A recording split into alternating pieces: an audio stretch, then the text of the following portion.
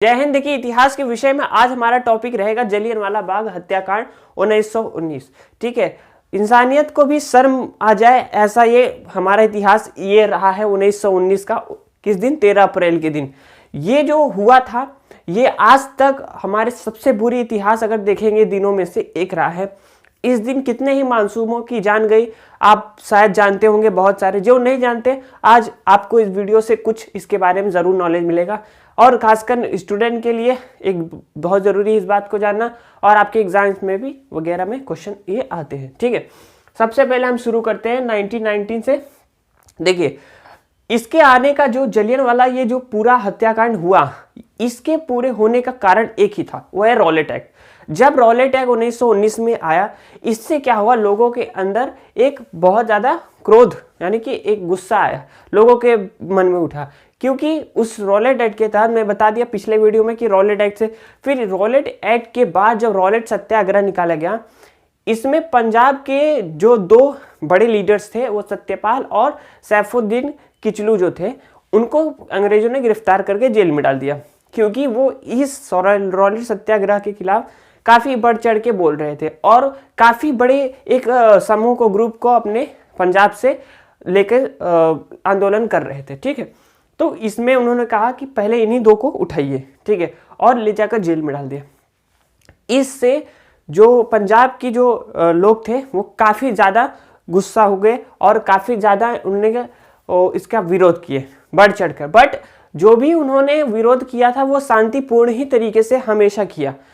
13 अप्रैल की बात है। देखिए, 13 अप्रैल जलियांवाला बाग अमृतसर में है, पंजाब के अमृतसर में जलियांवाला बाग है। ठीक है, उस समय क्या था, काफ़ी लोग इकट्ठे हुए थे क्योंकि उस समय उस दिन वैसाखी जो होता है पंजाब का एक बहुत अच्छा त्यौहार है, यानी कि जब गेहूं रबी के सीजन होता है, जब गेहूं कटता है तब वो आता है बैसाखी। तो उस दिन काफ़ी लोग जमा हुए थे। कहाँ पे? अमृतसर के जलियांवाला बाग में।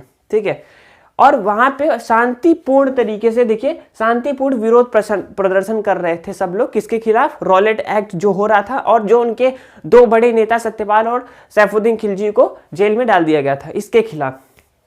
अब सुनिए हुआ क्या। ये बात भारत की वायसराय को पता चल गई, जो लॉर्ड चैम्सफोर्ड थे।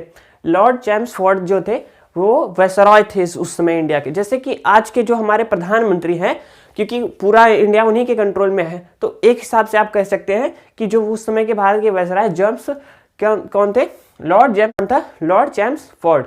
ये क्या किए, इनके तक वो खबर पहुंची कि अमृतसर के जलियांवाला बाग में ऐसे लोग एकत्र हुए हैं, और इन्होंने फिर पंजाब के लेफ्टिनेंट गवर्नर, क्योंकि देखिए जैसे प्रधानमंत्री पूरे देश के होते हैं, फिर देश के अंदर आने वाले स्टेट्स होते हैं, तो स्टेट्स के अलग अलग अपने अपने मुख्यमंत्री होते हैं, सीएम।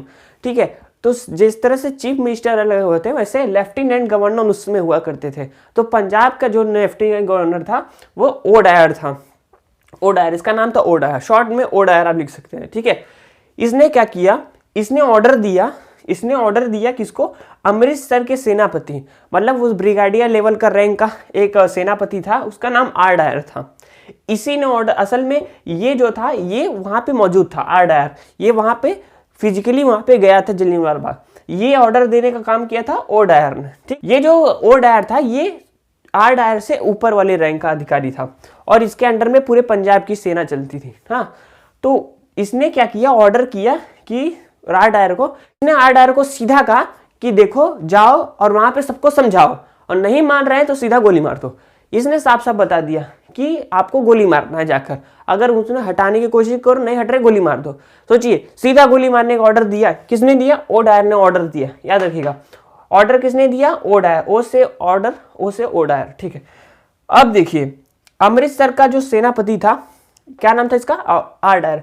इसी को क्या किया गया था? ऑर्डर दिया मिला था। ठीक है, अब देखिए जो आर डायर है वो सेना के रेजिमेंट को, गोरखा रेजिमेंट होती है सेना की, वो काफी तेज तर्रार से रेजिमेंट मानी जाती है, उसको लेकर अमृतसर के वहां जलियांवाला बाग में पहुंचा और वहां सबको हटाने की कोशिश किया। और उसने कहा कि 3 मिनट के अंदर सब लोग यहाँ से भाग जाओ, इस यहाँ पे जो एकत्रे हुए हैं यहाँ से हट जाइए, वरना मैं गोली मार दूंगा सबको।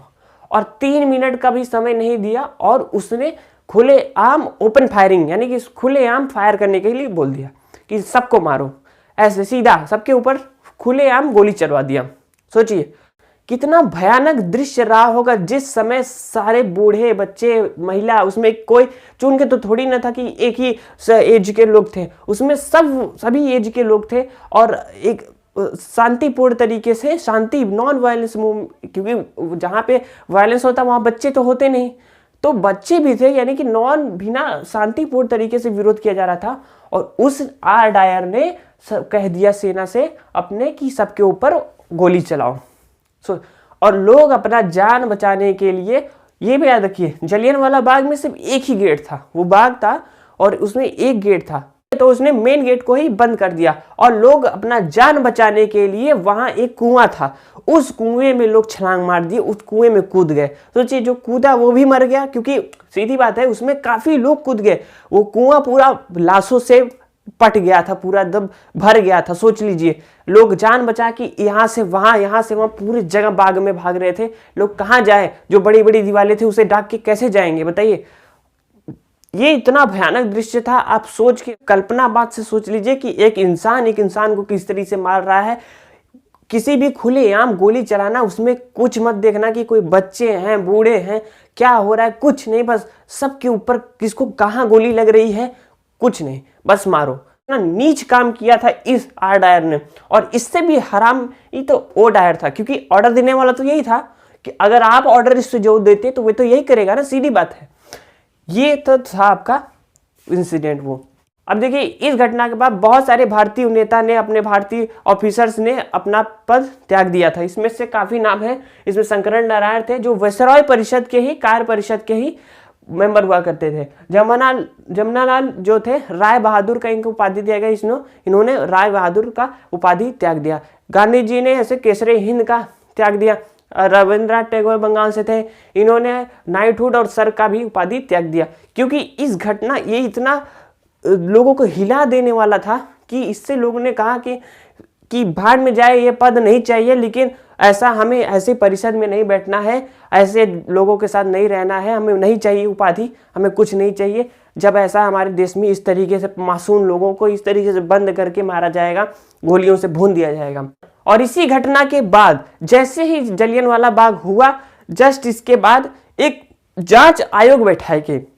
आज भी यही होता है, जैसे ही कुछ बहुत बड़ा कुछ मामला हो जाएगा, कुछ भी घोटाले हो जाएंगे, करप्शन हो जाएगा, ब्लैक मनी हो जाएगा, एक जांच आयोग बैठा देंगे, जांच आयोग काम कर रही है, शांति बनाए रखिए, रिपोर्ट आएगा, सजा मिलेगी, अब इंतजार करिए आप बस। उस समय भी यही होता था। अरे जो सीखे हैं वही, जो कह रहे थे जो माँ बाप से लोग सीखते हैं वही फिर बच्चा सीखता है, यही तो हो रहा है ना। तो हम लोग ने उन्हीं से सीखा है, ब्रिटिशर से, उनका यही काम था, जांच आयोग बैठा दिए। अब सजा देने के लिए इसके खिलाफ जांच आयोग बैठा दी कि जो इसमें दोषी होगा उसको सजा दिया जाएगा। जांच आयोग, इसके हंटर आयोग बैठाया गया, नाम याद रखिएगा, हंटर आयोग 1919 में। इसके जो अध्यक्ष नेतृत्व कर रहे थे वो विलियम हंटर थे, इसका नेतृत्व कर रहे थे। इसमें 3 भारतीय और 5 अंग्रेज थे और कुल मिलाकर 8 सदस्य थे। और इस जो आयोग ने क्या किया कि डायर को सीधा निर्दोष साबित कर दिया कि नहीं, इसमें कोई भी उनकी कोई गलती नहीं थी, सीधा सीधा निर्दोष।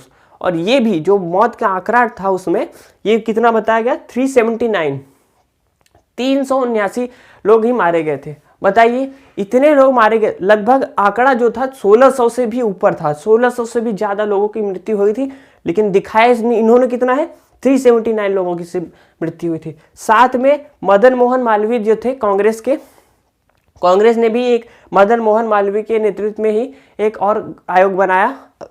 इसके मतलब हंटर आयोग तो था ही, बट इसके साथ मदन मोहन मालवीय भी एक आयोग बना। इसने फिर जाकर डायर को दोषी दिया, लेकिन इनकी कोई सुनवाई ही नहीं हुई, क्योंकि जानते हैं, क्योंकि अंग्रेजों के जमाने में जब उनका शासन चल रहा था, कहाँ हम भारतीयों को कोई सुनने वाला था, तो कोई नहीं सुना, भले ही इस आयोग ने डायर को दोषी कर दिया। लेकिन हाँ, एक बात याद रखिएगा कि हंटर आयोग और मदन मोहन मालवीय आयोग से भले ही ओ डायर बच गया था, लेकिन एक शख्स था, एक महावीर थे जो वहां उस समय मौजूद थे जब जलियांवाला बाग हत्याकांड हुआ था। उनका नाम है उधम सिंह।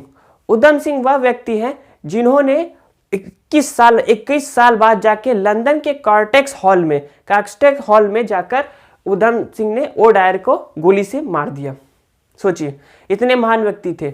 उन्होंने सीधा कहा था कि देख रहे हो, आज भले ही तुम बच के जा रहे हो, मैं एक दिन आऊंगा, तुम जहां रहोगे और तुम्हें यमराज के पास पहुंचा कर रहूंगा। और उन्होंने करके दिखाया। 21 साल बाद जाकर 21 ईयर्स, छोटी बात नहीं होती, बहुत बड़ी। 21 साल कम नहीं होता। देखिए 21 साल तक किसी को मारने की इच्छा, अपने अंदर प्रबल इच्छा रखना, ये कोई आम बात नहीं। या तो 5-10 मिनट में गुस्सा ठंडा हो जाता है, लेकिन 21 साल तक उनके दिमाग में ये था कि एक दिन मैं तुम्हें जरूर मारूंगा। और उन्होंने साबित करके दिया। लंदन के कैक्सटन हॉल में जाकर वो गए और वहां पहुंचे। और ओ डायर उस समय तब बूढ़ा हो गया था, क्योंकि इसी समय तब बूढ़ा था, तो उस समय तो काफ़ी ज़्यादा बूढ़ा हो गया था। और उधम सिंह पहुँचे और पूछा, कहा कि भाई कौन है, ओ डायर कहाँ पे है? तो बोलेगा, तो मिले किसी तरह से, कहा यही है ओ डायर।